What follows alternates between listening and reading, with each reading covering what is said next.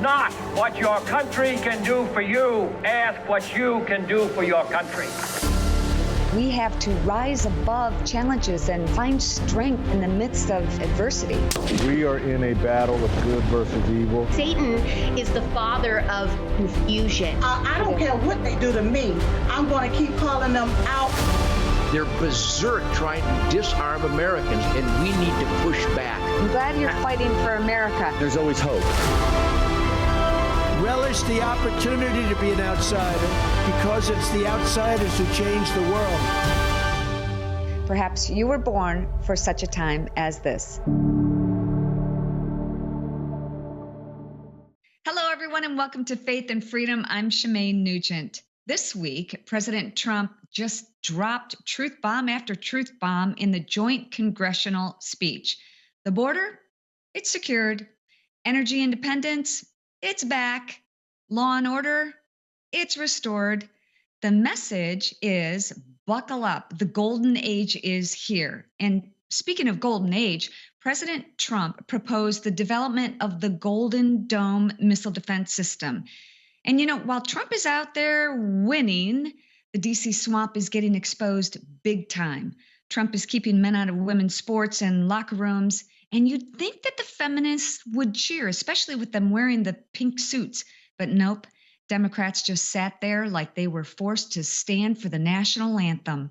He exposed billions in government waste, including $375 million in a climate slush fund that, oh, by the way, John Podesta is handing out cash to mystery charities like it's monopoly money. $20 million for Sesame Street in Iraq because, you know, Elmo needs a foreign policy strategy. Millions funneled to Wuhan labs because, you know, what could possibly go wrong? And let's talk about those awkward Democrat reactions. Trump pledged to put America first, and Democrats just look like he banned their TikTok accounts. He announced the arrest of a terrorist mastermind that killed American soldiers in Afghanistan, but Democrats looked more uncomfortable than Fauci at a freedom rally. He exposed government waste, and then there the Pelosi and the other Democrats were there shifting in their seats, looking like Hunter Biden lost his burner phone. Trump said, "We're going to drill, baby, drill." And Democrats acted like he just took away their electric car subsidies. Meanwhile, Ukraine is ready to rumble. They're coming to the table, and Trump wants peace. Don't we all? Why are the Democrats so mad about that? I have to say, my favorite moment overall came when J.D. Daniel, a young cancer survivor, was officially made a Secret Service agent. Take a look. Tonight, DJ, we're going to do you the biggest honor of them all. Our new Secret Service Director, Sean Curran, to officially make you an agent of the United States Secret Service.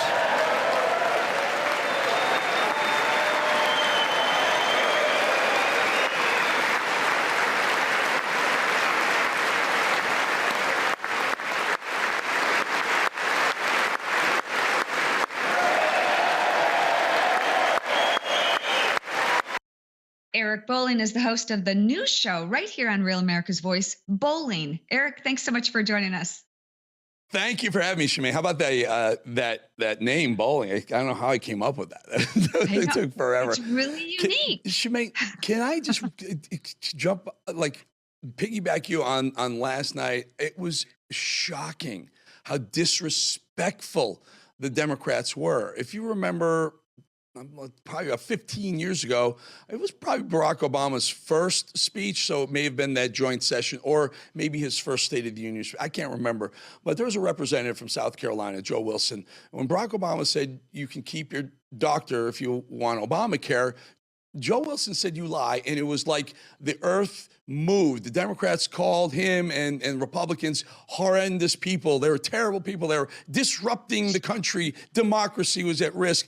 And last night, when Al Green, Representative Green, stood up there and wouldn't stop yelling, he gets removed, and then these Democrats with these stupid signs all night, the most disrespectful group of people I've ever seen. And Shemaine, that moment when DJ was held up by his father and made an honorary Secret Service agent, and not one Democrat could stand up and clap or smile for a young boy who's battling brain cancer, it tells you everything you need to know about Democrats. It really does. Other than that, what was your favorite moment? Well, personally, I think when Trump called Senator Elizabeth Warren Pocahontas, it just so happened the camera was right on her, and she's like, she's seething. It was one of my favorite moments. Who doesn't want to end the war? She's clapping. She wants the war to go on. Eric, this is just a money slush fund to help them. And, when it comes down to it, are they going to want to send the Democrats? Are they going to want to send their kids, their boys to Ukraine and fight this war? Don't they want peace too? No, they want this whole thing. So what people may or may not understand about Ukraine was always a very corrupt country. It was always like the money laundering center of Eastern Europe, and then continued to be so. So when Trump says $300 billion, the Congress will tell you we've sent them $200 billion. But when Zelensky says he only knows of $75 billion and more than 100 to up to $225 billion are missing, well, that is exactly why we shouldn't even be involved in Ukraine, because it's a corrupt country to begin with. So, and the Democrats there was the only thing they clapped for, Shemaine. It was the only thing, not taking care of Laken Riley's family, naming, various certain the Gulf of America. And they didn't clap for anything that was pro-America, America first, but they did clap for sending more money to Ukraine, because somehow there's got to be some string, some boomerang. Democrats send them money and some of it gets boomeranged back into their election coffers. I'll bet there is. I really hope that Kash Patel, Pam Bondi, and Doge actually get to the bottom of where all this money has gone. And oh, by the way, how can you go into public service making, what is it, $100 thousand a year? 174 grand. Yeah. 174,000. And suddenly you're worth 10, 20, 30, $40 million. Eric, I'm a blonde, but can you explain to me how that works? Corruption. Joe Biden's the best example of it. He spent over 50 years as an elected official, and he peaked at the president makes $400 grand a year, but as a U.S. senator and a congressperson, you make $174,000 a year. So he's done that for 50 years. You can't amass the wealth that he has amassed by that, because even if you didn't pay taxes, which you're still supposed to pay taxes because you're an employee, but you're still a taxable citizen, it's got to be corruption. Nancy Pelosi's family, her husband somehow made a couple $100 million. Well, we know for a fact that Nancy Pelosi and her husband were trading in semiconductor stocks right before and after Joe Biden announced the $50 billion investment in semiconductor stocks. I mean, it's the stuff that you and I would go to jail for, or Ted would go to jail for, but they're doing it because they hide behind this thing called the Stock Act. And what they do is they make laws, and they know they're going to make a law that will affect certain companies or industries, and they buy or sell stock in front of that, and they make boatloads of cash. If we did it, we'd be going to jail. But we need Elon Musk there to clean up the corruption. That's called the Stock Act. I hope they attack that one next. I do too.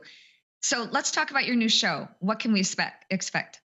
I don't know. Every day's different. I mean, yesterday I wore a suit. Can you believe that? It was so odd that usually I dress like that. Whatever. It's a very casual, relaxed. I wore a tie. I was at the White House yesterday, so I put a suit and tie on out of respect for the office and the respect for President Trump.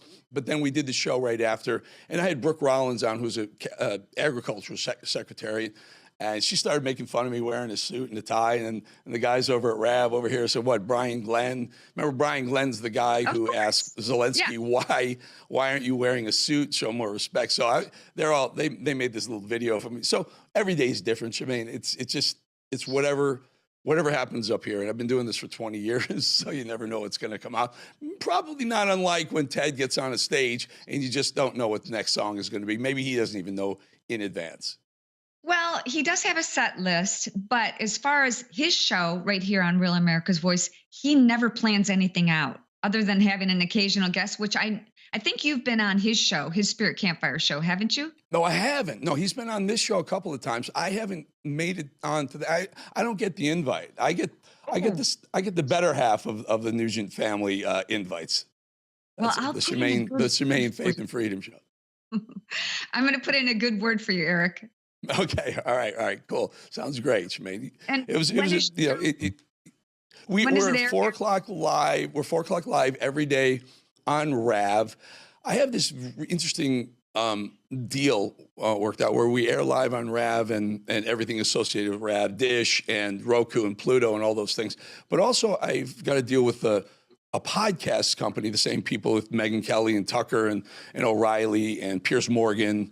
And we put it up digitally later on in the evening after it airs live here on Rav. So it's getting out there. It's getting a whole bunch of places. We'll bring you and Ted on both. You're next to the veil. I would love it. Eric, so good to see you. Congratulations on your new show. Well, thank you so much. Thanks for having me, Shemaine. God bless. If you love faith, freedom, and supporting true patriots, I know you're in the right place. But if you're not already doing it, you got to support Mike Lindell on MyPillow. Mike is a bold, unapologetic conservative who stands for God, country, and the American dream. He's living proof, and he's been attacked relentlessly for it. But instead of backing down, he's doubling down. MyPillow isn't just a great product. It's American-made, ultra comfortable, and built to last. So if you want the best night's sleep ever, go to mypillow.com and use the promo code FAITH, or you can call 1-800-933-6972. I have my own number. Call it. 1-800-933-6972. Order the dog beds. My dogs love them. We'll be right back. Don't go away. Relish the opportunity to be an outsider because it's the outsiders who change the world. Perhaps you were born for such a time as this. You know, Americans' confidence in healthcare has hit an all-time low. And sure, this administration and RFK Jr. are going to really make America healthy again, which we're going to be sticking to. But some of those changes could take a lot of time. And your health can't wait, can it? So I'm taking control of my own health, and I think you should too. Check out Field of Greens. We all know we're supposed to eat healthy, but life gets busy, and sticking to the perfect diet isn't always realistic. Field of Greens makes it easy. It's whole fruits and vegetables, and that's it. So just one scoop in your drink, in your water, or your juice, and you can get your healthy going for the day. I have noticed so much more energy, and I sleep better, and my stomach is flatter when I'm taking Field of Greens. So check it out, Field of Greens. There's a heart health group, a lung healthy group, kidney and metabolism group, and even healthy weight. People want to get healthy again. We want to make America healthy again. Guys, it starts right here with Field of Greens. And here's the best part. There's a promise that at your next doctor visit, if your doctor doesn't notice your improved health, you get your money back. I have got you a 20% discount to get you started. Go to fieldofgreens.com and use my code FREEDOM. That's fieldofgreens.com, and the code is FREEDOM. President Trump is making America great again, one step at a time, from saving billions of dollars from taxpayer dollars and exposing government corruption to protecting women's sports from biological men. And President Trump is not slowing down anytime soon. And as we get further into President Trump's second term, the left continues to lose their minds. The political officials on the left have Trump Derangement Syndrome so bad, they can't even see what good is coming out of a second term. Here with me now to discuss this is America's psychiatrist and author, Dr. Carole Lieberman. Carole, welcome. Thank you. So what is Trump Derangement Syndrome? Well, I define it as an irrational, quasi-psychotic hatred of anything Trump. And it results in rage and over-the-top efforts to destroy anything that he's trying to do. And last night, we saw a really good, at his speech before Congress, we saw perhaps the best example of the continued heightened Trump derangement syndrome. I mean, here it was so absurd. If this is like a surreal kind of thing, because here he's talking about all these things that he's done just in his first 43 days, right? That certainly were very good for America, from trying to prevent America from getting broke, to trying to get the criminals, illegal aliens off our streets, to trying to prevent World War III. I mean, what sane person would be against any of that? And instead, they either just sat there stone-faced or raised their placards, or in one instance, at least, got very boisterous and tried to stop the whole thing. So it is just absurd. I mean, you have to ask, why? Why do they hate America? Well, they really they hate Trump, but it comes down to hating America, because why would you hate all these good things that are happening? Yeah, it doesn't make any sense at all. And how they didn't even stand when that little boy was awarded becoming a Secret Service agent. How does that not bring tears to your eyes? How do you not stand? And there's so many of the Laken Riley and so many other amazing moments, but President Trump said it himself, no matter what he does, he can't even get them to smile. Yes. And it's kind of unfortunate, because he has accomplished a lot so far, more than any other president, as he said, in this period of time, and more than any president even in 4 years or 8 years. But so instead of being grateful for that, but what they're doing is they're trying to stop him at every step.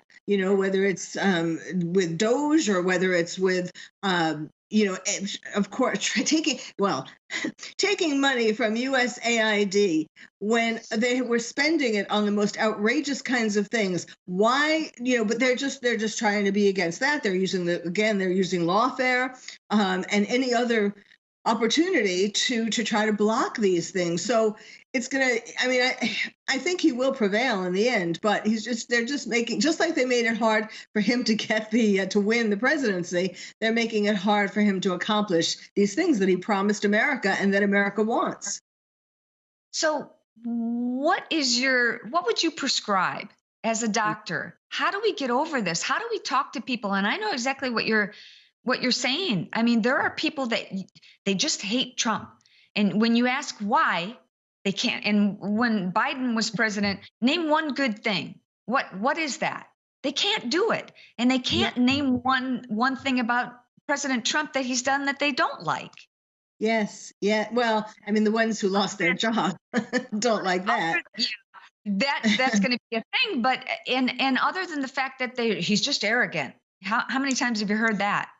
Well, yes, that is the main thing that they don't like, that he is so sure of himself, that he's so cocky. But, you need to have a president who is sure of themselves. First of all, one would hope that someone wouldn't run for president unless they were sure of themselves. Of course, Kamala wasn't.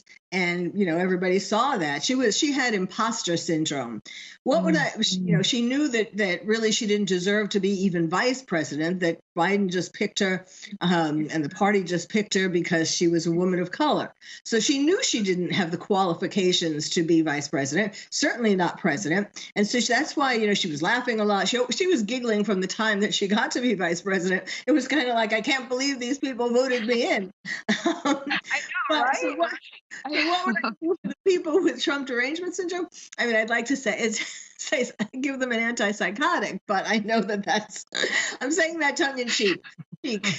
I think it's going to take time. Trump isn't going to get any less, cocky, I guess. Yeah, cocky, full of himself. Although, actually he did change some, with these two assassination attempts. There was a kind of change in his, he did become much more grateful, basically, that he was still alive. And he did tone it down a bit. But so I think people just have to wait and see. And there are going to be so many things that they're going to have to admit that they're grateful for that he did, that I hope it'll fade away.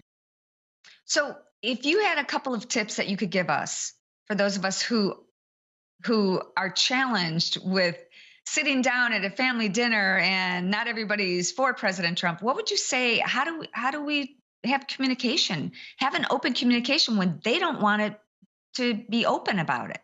Well, I don't think you can at this point have a discussion about Trump or the election or Biden or, I think it has to be sort of a you don't talk about it kind of policy, at least not now. I mean, I have friends who's intelligent friends who don't like Trump and who voted for Kamala. And it's hard for me to understand how these intelligent people could have done that. But what I do is I just don't talk to them about these kinds of issues. I mean, there's one person, for example, he didn't want to talk about last night, that it was happening, and he certainly wasn't going to watch it. I mean, you just don't have those conversations. And if it's a dinner, you can do fun things, like you can have like a glass, for example, and make people put in $1 if anytime they mention something about Trump or the election or politics at all, and they have to put in $1, and that money goes to some charity. I like that. That's a great thing to do. Okay, I want to switch gears. I only got a couple of minutes left. I want to switch gears. Now, you have some experience with criminal cases. I want to get your thoughts on the delayed rollout of the Epstein files. And it's interesting. I find it interesting that we saw influencers holding Epstein folders, and we thought we'd see some not just names, but some accountability. I mean, we're talking about child trafficking and blackmail.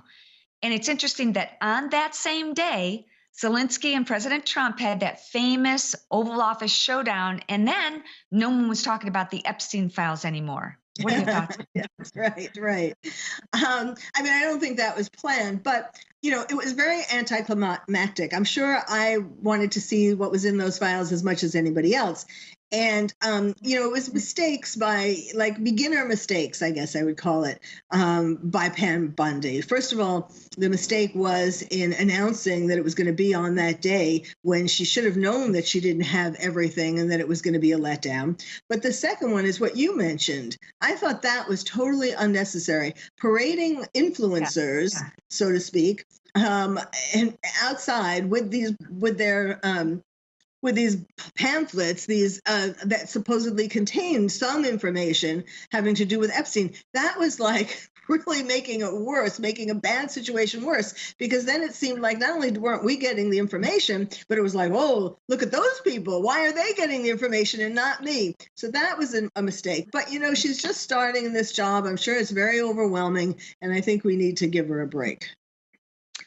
All right. I will do that. Dr. Carole Lieberman, thank you so much for joining me. God bless. Thank you. Don't go anywhere. We've got so much more coming up.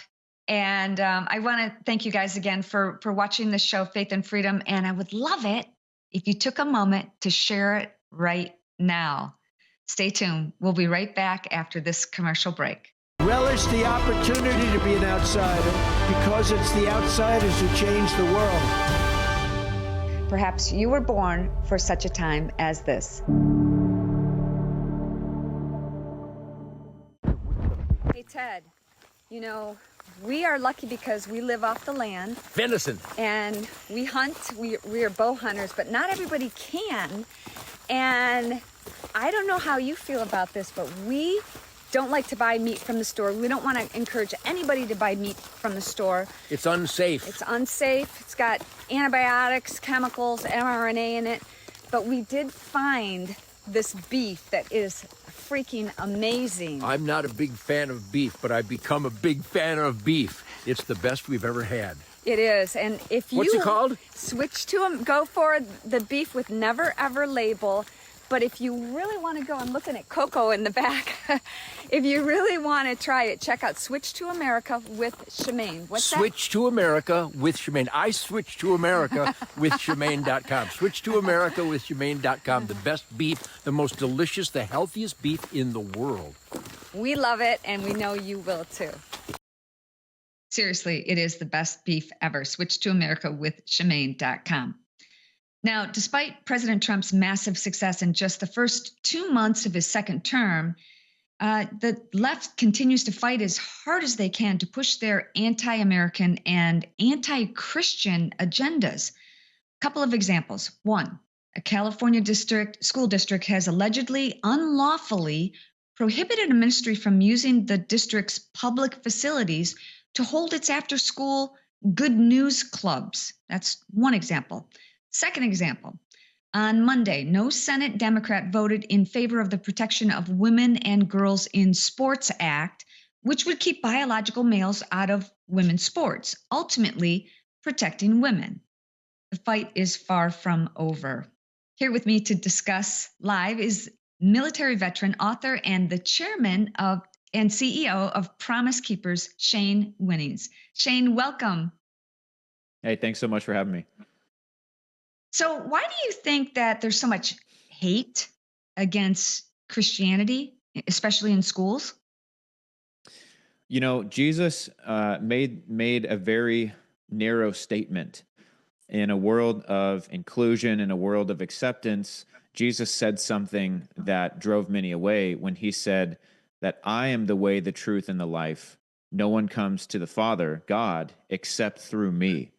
And, you know, people love the idea of God, but it's Jesus that they hate. And he said that we would be hated because of him. You know, if the world hates you, remember they hated me first. But if you're hated because of my namesake, you'll be blessed. And so I say all that to say, all of these values and these policies that we're trying to get past, they are based in biblical truth. And when you see someone like the left coming against it, it's no surprise because, you know, they might say we hate the policy, but really they hate God, because keeping men out of women's sports, that's a godly thing, you know, because God made two genders and it's clear that we're different and for all the reasons. And so it ultimately is that they're pushing back against God and they're pushing back against Jesus Christ. So I'm not surprised by it at all. In fact, it gets me really excited to wake up in the morning and keep proclaiming his word. Well, me too. I appreciate that. But, you know, there wasn't one Democrat senator that voted to keep biological men out of women's sports. And we've seen stories like Peyton McNabb, who was hurt by a biological male while playing volleyball. She suffered brain trauma. And I don't understand. You know, when she stood yesterday, I've heard her speak afterwards. When she stood on Tuesday and spoke, was acknowledged. I've heard her speak to doing some other podcasts, and she said she was really disappointed in Democrats who didn't even clap for her or stand. I mean, here they are dressed in their pink outfits and pink suits, and they're not even acknowledging her. So much for pro-women. Yeah, it's disgusting. And I think last night really showed what we've been saying. It's not about left versus right. It truly is good versus evil. And when we've got a room of people where half of them who prescribe to one political party can't stand up even for the victim of a male and a female sport and all that going down, they can't stand up for a 13-year-old who is a survivor of brain cancer, who is named an honorary, Secret Service agent. When they can't even stand and clap for that, that just shows me that the work we're doing at Promise Keepers is so needed, because if everyone was submitted to the will of God and walked in his way, we would see more unity in the world, not less. And what we saw in that room is the direct result of a nation where some have chosen to follow God and they can clap and they can stand for things that are noble and honorable. And then, just as President Trump said, it doesn't matter what he does, they won't stand and clap, because it's not him. It's not him that they hate. It's those who are standing on biblical truth and getting in the way of their agenda to tear our country down from within. And so I've said it before, I'll say it again. We've got to build up the American family. Men are the spiritual leaders of the American family. And that's why I'm proud of the work we're doing here at Promise Keepers, because we want to unify a country in Jesus' name, not see this ongoing division that we're seeing. You know, a lot of people have said this plan by the deep state has been arranged for decades because, you know, how do you destroy a country without actually going to war? You divide the families, you separate the fathers, make the women go back to work. Look, I work, I'm working here. I love it. But when my son was younger, he's 34 now. And actually he and his wife are expecting. All I want to do is be a grandma. Yeah. Nothing else really matters. You know, I want to be there for them to help. I still want to work, and I can. But it's just amazing. And I wonder, Shane, you're in touch with younger people than I am.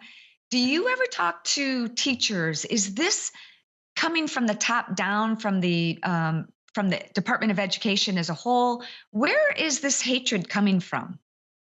Yeah, absolutely. And, you know, I just spoke with someone last week who I was actually with Dr. Gina on Real America's Voice. And she was saying that she talked to women from the 70s, and they talked about wanting to get these feminist ideologies into the schools. And it's because they know that, you know, these young kids are impressionable. And so they're willing to play the long game to corrupt the minds of these children, to really brainwash them into this way of thinking so that when they grow up, they'll already be established in it and rooted in it. And so this is a long game that's been played. And like you said, you know, they want to erode the country from within because truly in man's heart, and God said this in his word, it's evil continually. That's why we need the Lord. And if people are not submitted to God, that desire to rule over another, that desire for greed and power and control, that's what's going to drive people. And what a better way to do that than to set up a Marxist or a communist society? And it's been shown through history that one of the points of opposition for Marxism and communism is a strong family. And so they have to intentionally go after the family unit. And you look at what happens when you take a man out of the picture, every single number goes down. It gets worse. Every statistic gets worse. But when you put a man back in the family, all the statistics get better. And I'm talking about poverty, talking about crime, I'm talking about education. In every single way, when a man is involved and when he's leading his family, America is better. This is a long game of them trying to disrupt the family unit, and pulling the man out of there is one of the steps. The other step is, well, anyone can be a family. Two guys can be a family and they can have a surrogate and get a child. Two women can be a family. It's an abomination, honestly. Yeah. So let's switch gears a little bit and talk about what you're doing. You got a new project. Tell us about that. Yeah. So on that, idea of men, and I'm asking the question, what is a man? We saw Matt Walsh and go around and ask, what is a woman? And a lot of people wouldn't answer the question or couldn't answer the question. Well, I'm asking, what is a man? Because I think we're living in a society right now where we're seeing true toxic masculinity, not like the Daniel Pennies of the world who stand up and intervene when an injustice is being done. But I'm talking about the type of toxic masculinity, like an Andrew Tate who brags about, pimping women and using them and their objects and all these things. And there's many more like him. I'm going around the country. I'm going to college campuses everywhere, just like Charlie Kirk does, set up with two microphones. And I'm just going to say, hey, I know what a man is. Prove me wrong. And I want to hear what the next generation has to say about manhood. And I'm also excited to teach through that because, for us men, there really isn't any teaching in schools. There's not even much teaching in the church about manhood. And so I hope to educate as well as see some of those fiery conversations that you see coming out of what they're doing over there at Turning Point. I think we should have a hat that says M-A-M-A. No, M-M. Make masculinity great again. Yeah, we got to figure it out. Masculinity great again. I got to tell you, I love the fact that my husband is a proud Second Amendment supporter and will protect his family. He can't wait to protect his family. That's Amen. What, and I make the dinner and I don't have a problem with that. Really. I don't mind doing housework. He does help out a lot, but I do have to reload the dishwasher after he does it. Anyway, I don't see what's wrong with that. Do you? No, not at all. And really we share the burden. I mean, this morning, I did the dishes. My wife was making breakfast for the kids. Like some mornings it's reversed. Some days I'll do everything, some days she'll do everything. It's a relationship.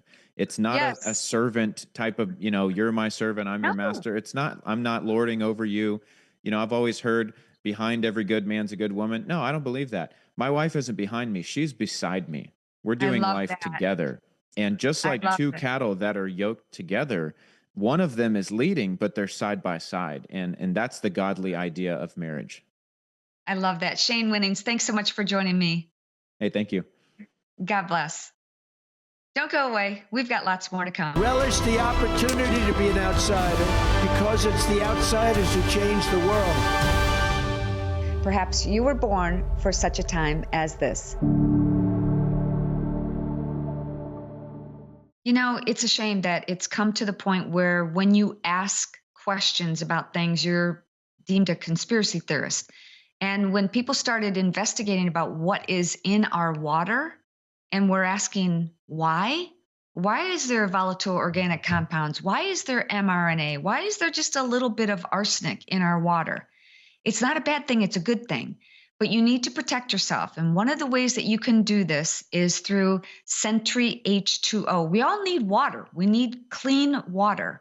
Sentry Wellness System removes harmful toxins and enriches water with essential nutrients. It's healthier and cheaper than buying plastic water bottles. Check out SentryH2O.com and use the promo code HEALTHY10.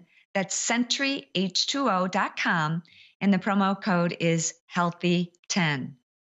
Not too long ago, President Trump fulfilled his promise to the January 6th political prisoners. Let's say what it was, political prisoners, and handed them pardons after years of unjust treatment. This is a prime example of how corrupt the left and the deep state are. Here with me now to discuss his experience as a January 6th prisoner is Chris Worrell. Chris, thanks so much for joining us. Hey, thank you, Shemaine. Nice meeting you again. We met a few years ago in Naples in April of 22, I think it was. Wow, good memory. You're like Ted. Ted's got this memory. It's funny because he can tell you where he shot a deer, what time of day it was, what he was wearing, even what the weather was. But sometimes he forgets where he puts his phone. We all do that. So, Chris, tell us about what happened. What happened on January 6th? Well, what happened on January 6th was a Fed setup. I mean, there's nothing to dispute anymore on this. There you go. There's my body camera that apparently, according to the Feds, never took any footage because they evaporated 7 hours, 26 minutes, and 32 seconds of footage I took that day with that camera. But it doesn't exist. I mean, and yet found me guilty of all kinds of charges because they said so, and they had the strong arm at the time. But those days are over now. So now we go to Pam Bondi and Cash Patel, and we demand the truth be told and be shown that this was a complete Fedsurrection, and that's the term I'll maintain.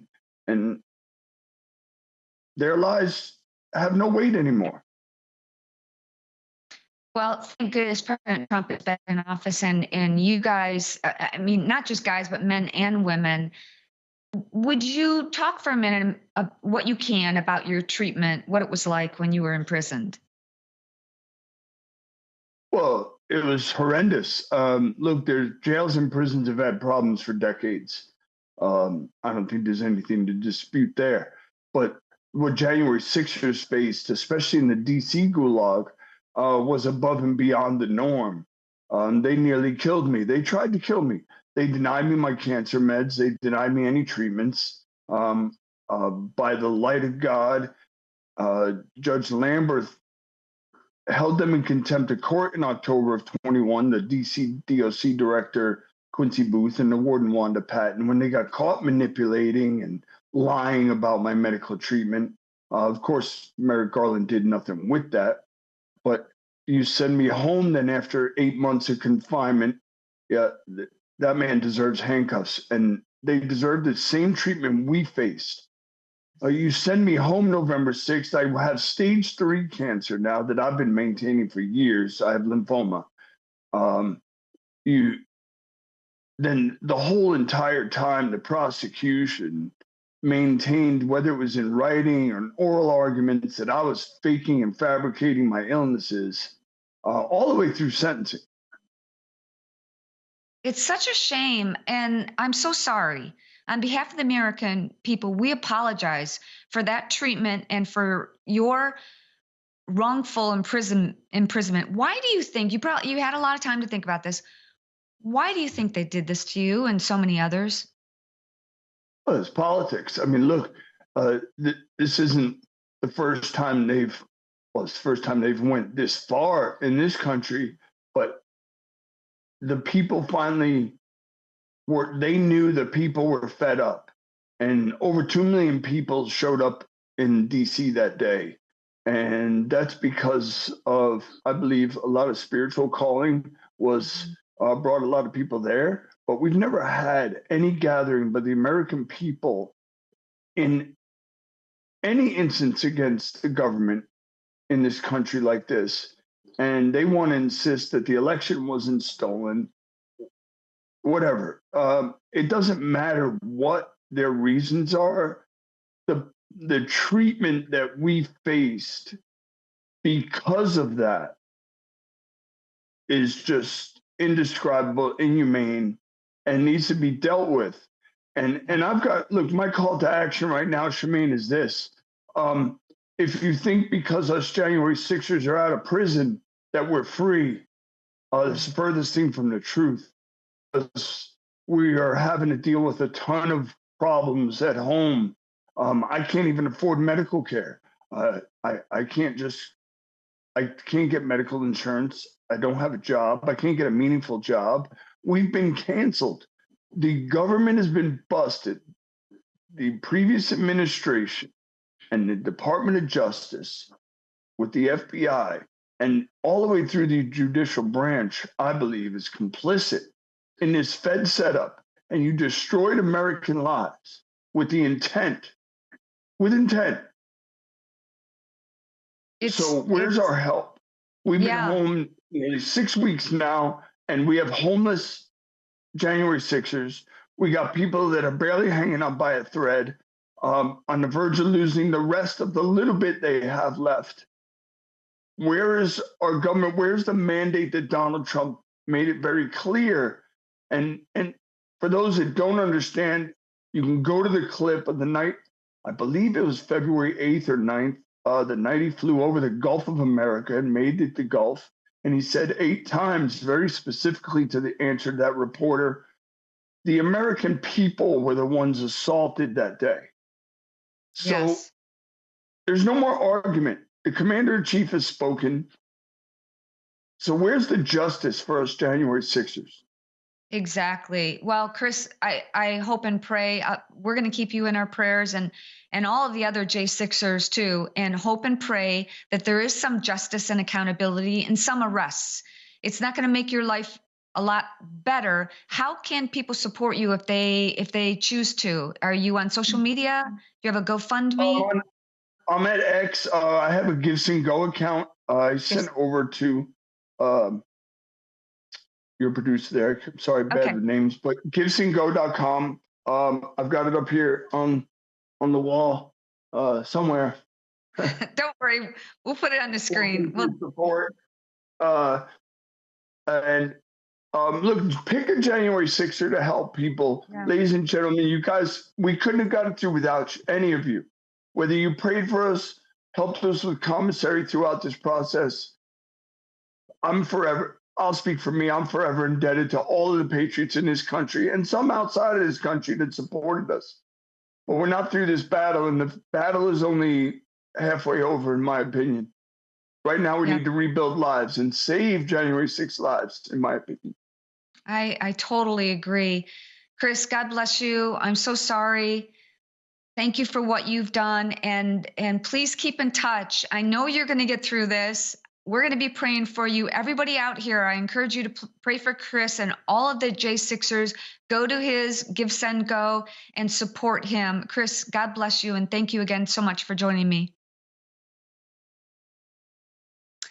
I think we are moving on, and I want to end this, as I always do every week. It's a drastic change, but I want to end this with something to make you smile. So take a look.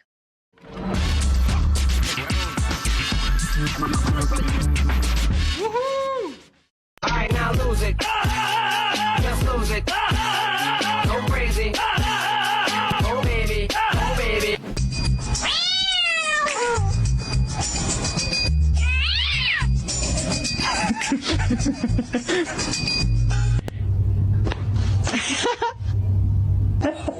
Hey, doll.